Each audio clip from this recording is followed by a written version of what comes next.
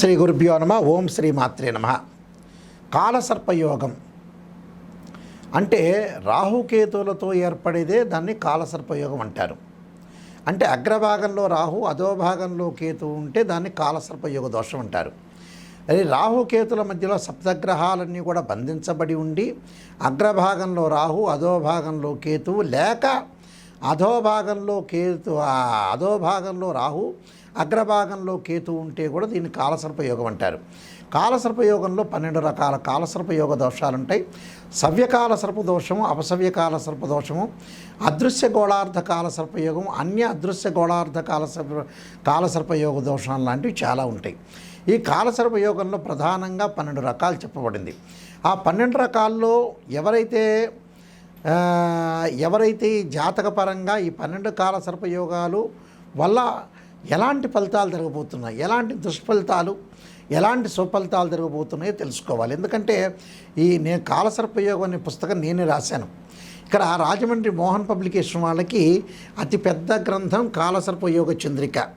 ఇది మోహన్ పబ్లికేషన్ వాళ్ళని ప్రింట్ చేశారు యాక్చువల్గా. అయితే ఇలాంటి కాలసర్పయోగ దోషానికి ఎలాంటి రెమెడీస్ ఉంటాయి, ఎలాంటి పరిహారాలు ఉంటాయి అనేది చూసుకోవాలి. ఎందుకంటే కాలసర్పయోగం చాలా ఇంపార్టెంట్ పుస్తకం. చాలామంది కూడా కాలసర్పయోగానికి నివారణ చేసుకుంటారు. చాలామంది నివారణ చేసుకొని మాకు ఫలితాలు రావట్లేదు, అసలు నిజంగా మన జాతకంలో కాలసర్పయోగ దోషం ఉందా లేదా అనేది మీరు తెలుసుకోవాలి. అలానే 12 రకాల కాలసర్ప దోషాలు ఏ విధంగా ఉండబోతున్నాయో ఒకసారి మనం తెలుసుకుందాం.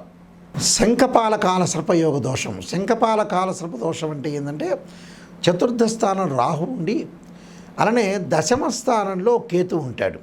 దశమ స్థానంలో కేతు ఉన్న దాన్ని ఏమిటి అని అంటే మనకి శంఖపాల కాలసర్ప దోషం అంటారు. వివిధ లగ్నాల వాళ్ళకి 4వ స్థానం రాహు ఉండి దశమ స్థానంలో కేతు ఉంటే దాన్ని శంఖపాల కాలసర్ప దోషం అంటారు. దీనివల్ల ఏమవుతుందంటే తల్లి యొక్క ఆరోగ్య విషయంలో జాగ్రత్త ఉండటం, తల్లి నుండి బిడ్డలు విడిపోయే అవకాశాలు ఎక్కువ ఉండటం, కూతుళ్ళు కానీ కొడుకులు కానీ తల్లికి దూరంగా ఉండటం, విదేశాల్లో బాగా పెరగటం, మాతృ సౌఖ్యం తక్కువగా ఉంటుంది, తల్లి యొక్క అనారోగ్యము, ప్రాథమిక విద్య చదువుతున్న వాళ్ళకి విద్యలో ఆటంకాలు, వ్యాపారంలో నష్టాలు కలిగే అవకాశాలు, ఉద్యోగంలో లాభం లేకపోవటం, తండ్రికి అనారోగ్యం జరగటం, వృత్తిలో అనుకూలత లేకపోవడం జరుగుతుంటుంది. అంటే ప్రతి ప్రొఫెషన్లో కూడా అనుకూలంగా లేకపోవటం ఒకటి, ప్రతి విషయంలో కూడా కొన్ని ఆటంకాలు జరిగే అవకాశాలు, అనవసరమైన విషయాల్లో రాద్ధాంతం చేసుకుని లైఫ్ని చెడిపోయే అవకాశాలు బాగా ఎక్కువ ఉంటాయి. కాబట్టి కొంత జాగ్రత్తగా ఉండండి. దీనికి ఖచ్చితంగా వీళ్ళు అనుసరించాల్సింది విషయాలు ఏంటంటే నాగరాజాయుధ్నే పృథ్వీధరాయ ధీమే తన్నో సర్ప ప్రచోదయాత్ అనే మంత్రాన్ని చదువుకోవాలి. ఎందుకంటే వృత్తిపరంగా ఉద్యోగపరంగా కూడా అన్ని రహస్యాలు చెప్పకూడదు. ఉద్యోగపరంగా కూడా కొన్ని ఇబ్బందులు, 1 సంవత్సరం బాగుంటే ఉద్యోగం ఇంకో సంవత్సరం లేకపోవటం, 1 సంవత్సరం డబ్బు సంపాదిస్తే ఇంకో సంవత్సరానికి డబ్బులు ఖర్చే అవకాశాలు, తండ్రికి కూడా అనారోగ్య సంబంధమైన విషయాలు జరుగుతాయి. కాబట్టి కొంత జాగ్రత్తగా ఉండాలి. దీనికి ప్రత్యేకంగా మినుములు, ఉలవలు, అంటే మినుములు వచ్చేటప్పటిగా శనివారం రోజున దానం చేయటం, అలానే ఉలవలు మంగళవారం పూట దానం చేయటం వల్ల చాలా మంచి జరిగే అవకాశాలు ఖచ్చితంగా ఉంటాయి. వీలైతే సర్పసూక్త పాశుపతాస్త్రాభిషేకం చేసుకోవటం వల్ల కూడా వీళ్ళకి మంచి జరిగే అవకాశాలు ఖచ్చితంగా ఉంటాయి. 12 కాలసర్ప దోషాలకి మనం తీసుకోవాల్సిన కొన్ని జాగ్రత్తలు ఉంటాయి. అసలు కాలసర్ప దోషానికి ఎలాంటి జాగ్రత్తలు తీసుకోవాలంటే చాలామంది కూడా ఏదో చిన్న చిన్న రెమెడీస్ చేసి రాహుకేతుల యొక్క పూజలు చేసి, రాహుకేతుల యొక్క అష్టోత్తరం చేసేసి, రాహు జపం చేసి, కేతు జపం చేసి అయిపోయింది కదా, ఇక మేము కాళహస్తికి వెళ్ళాం, అక్కడికి వెళ్ళాం, ఇక్కడికి వెళ్ళాం అంటారు. ఏదైనా ఒక క్షేత్ర మహత్యం ఉన్నా కూడా దాని విధి విధానం అనేది చాలా ఇంపార్టెంట్. ఇక్కడ విధి విధానంలో శాస్త్రీయ పద్ధతిలో కాలసర్ప యోగ దోషం నివారణ చేసుకోవాలి.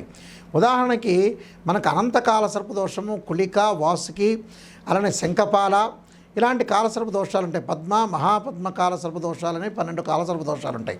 ఇలాంటి శంఖచూడని, విషక్తని, శంఖనందనని ఈ 12 కాలసర్ప దోషాలకు ఒక్కొక్క కాలసర్ప దోషానికి ఒక్కో రకమైన పూజ ఉంటుంది.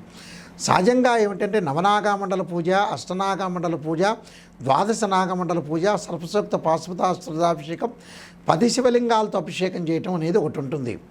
అందులో పాదరసలింగం అని, సన్స్టోన్ శివలింగం అని, మరకత శివలింగం అని, బ్లాక్ స్టోన్ శివలింగం అని, పంచలోహాలతో చేసిన శివలింగాలు.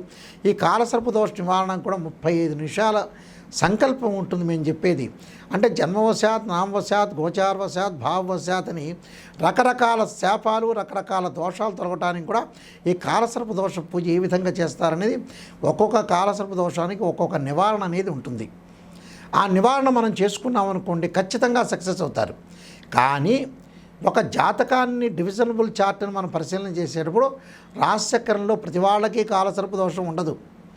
ఎగ్జాంపుల్, రాహు మేషరాశిలో ఉండి, అలానే కేతువు సప్తమ రాశిలో సప్తమంలో ఉండి, రాహుతోటి కుజుడు కానీ చంద్రుడు కానీ కాంబినేషన్ ఉంటే రాహు ముందున్నాడా చంద్రుడు వెనక్కున్నాడా అనేది చూడాలి. మనం చూసిన తర్వాతనే ఏది ముందున్నాడో చూసి నిజంగా అది కాలసర్ప దోషమేనా, కాలసర్ప దోషం కాదా అనేది ఆలోచన చేయాలి. ఆలోచన చేసిన దానికి రెమెడీ అనేది చేయడం చాలా ఇంపార్టెంట్. ఒక్కొక్క కాలసర్ప దోషానికి ఒక్కొక్క రెమెడీ అనేది ఉంటుంది. కాబట్టి నేనే ఈ కాలసర్పయోగ చంద్రిక అనే పుస్తకం రాశాను. కాబట్టి చాలా జాగ్రత్తగా నేను రాసిన పుస్తకం ఇది. కాలసర్పయోగ చంద్రిక అనేది పుస్తకం రాజమండ్రి మోహన్ పబ్లికేషన్ వాళ్ళు ప్రింట్ చేశారు. ఇది ఇండియాలోనే మొట్టమొదటి పుస్తకం మన తెలుగు భాషలో. ఖచ్చితంగా ఈ కాలసర్ప దోషం ఏ విధంగా ఉండబోతుంది, ఎలాంటి ఫలితాలు జరగబోతున్నాయి అనేది కూడా మనం చూసుకోవాలి. ఎందుకంటే చాలా ఇంపార్టెంట్. కాలసర్ప దోషంలో ఎలాంటి ఫలితాలు జరగబోతున్నాయి, ఏ విధంగా ఉండబోతుంది అంటే ప్రతి విషయాన్ని కూడా మనం కూలంకషంగా ఆలోచన చేయాలి. కాలసర్ప దోష నివారణ చూసుకొని ముందుకెళ్తే మనకు మంచి రిజల్ట్స్ వచ్చే అవకాశాలు ఖచ్చితంగా ఉంటాయి.